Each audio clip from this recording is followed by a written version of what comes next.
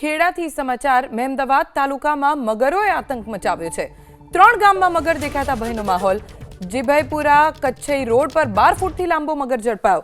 રીંછોલમાં પણ રહેણાંક વિસ્તારમાં 7 ફૂટનો મગર ઘૂસ્યો હતો। રેસ્ક્યુ દરમિયાન આરએફઓ ઇજાગ્રસ્ત થતા સારવાર માટે ખસેડાયા છે। ગાંધીનગરની ખાનગી હોસ્પિટલમાં તેમની સારવાર ચાલુ છે। થોડા દિવસ પહેલા વરસોલા તળાવમાં મગર જોવા મળ્યો હતો। બંને મગરને મહેમદાવાદ ફોરેસ્ટ ઓફિસ ખાતે લવાયા। રીંછોલ ગામમાં આજે વહેલી સવારે મકાનમાં મગર ઘૂસી ગયો। વન વિભાગ અને રેસ્ક્યુ ટીમે મગરનું રેસ્ક્યુ હાથ ધર્યું।